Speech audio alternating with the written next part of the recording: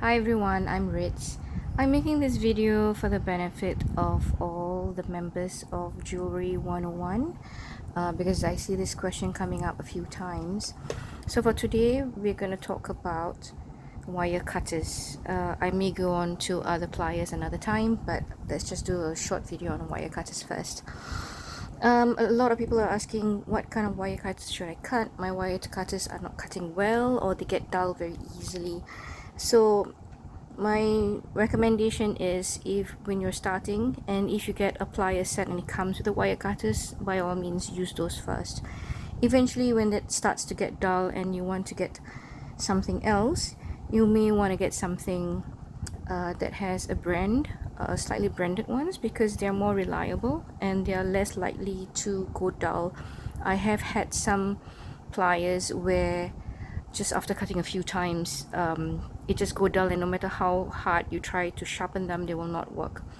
How do you sharpen a wire cutter? Actually, you can't really, but because I was working in a company where I had people who can do that for me, and they said they tried and they can't sharpen that anymore for me. So yeah, not all wire cutters are made the same way.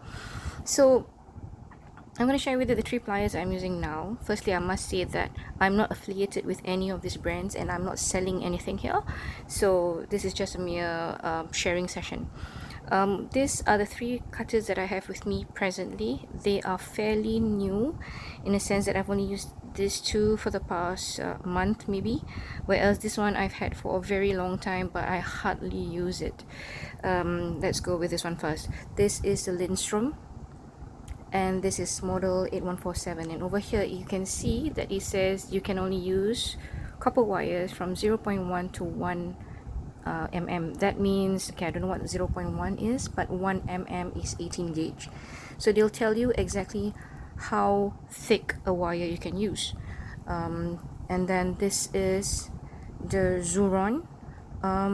It says Bitsmith here, but actually if we look over here, this tiny bit here, it does say Xuron. So I got this off, I can't remember whether it's eBay or Amazon. And because I'm not in the US, this came out to be a little bit pricier for me because of the shipping costs as well. And then this is by Beatsmith. I purposely kept the packaging because ultimately this is my favorite brand to use. That's 13.50 Singapore dollars, so that says about 10 US dollars. And this is by Bitsmith. This is the one that I've used over the years and I really like them. As you can see, there's one more here because can you see how my son has damaged it because he used it to cut his guitar wires. Yeah, we had a bit of an argument about that later on. So this says soft wire cutters, and while it does say soft wire cutters, do not be fooled by it, because what they mean by soft wire cutters is that it's meant for craft wires like the ones that we use when we make jewelry. The important thing that I wanted to show you is that over here it says it is not suitable for cutting memory wire, flex wire, or steel wire. This flex wire or steel wire basically means all these beading wires that we have. These beading wires that we use, they are actually stainless steel in the inside. So the technical name for this is nylon coated stainless steel cable, and we just know them as beading wires. So actually almost all will have this disclaimer at the back of the packaging, so if you don't believe me, you can check it out, and they'll tell you that you're not supposed to cut your beading wire for this. Yeah, surprise, a lot of people don't know that. So I just want to show you quickly how I cut with this. It's very easy to, it cuts quite smoothly. This is a 20 gauge copper wire, and this also, what I look for when I use a cutter is how do I feel when I grip this wire. How does it feel when I grip the pliers?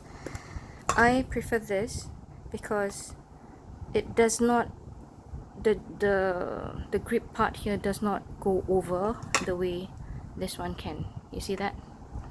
This irritates me when I keep having to pick up my cutters to do, especially when I'm doing wire wrapping and I have to keep on cutting. This keeps going and I have to do this to my fingers. I get a little bit irritated with this action, whereas this one is like that, it doesn't move at all. On the other hand, with the Lindstrom, even though it does do that, it does maintain, but it sits at a wider angle, as you can see, compared to the Bitsmith. Okay, compared to the Bitsmith, it's a little bit wider for my hands to do this. So that's one of the reason why I think about when I get my cutters. The other thing is, this is a very nice ergonomic handle. This part here, actually, if you don't know, it really helps with the grip, and that's almost non-existent here or here.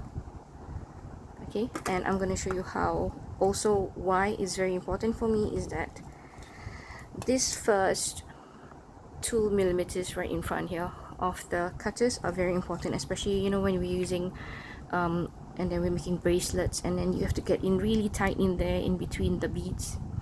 So with the Xuron, I can't. You see, I'm snipping, but it's not coming out. Nothing's happening. You see, nothing's happening here. But with this, it snips very easily. So that's a reason, another reason why the Xuron failed me. I can cut here. Over here is not an issue, but the tip is where I can't. And if I'm trying to cut the 49, it gets really frustrating. It will not budge. So yeah, until you get to a certain point. Whereas with the Bitsmith, I can do it quite easily. There you go. So that's the reason why. And price wise, for me, this was about, like I said, $10 US. This was about $17 US with shipping, and this is a whopping about $50 10 years ago. I think the price has gone up since.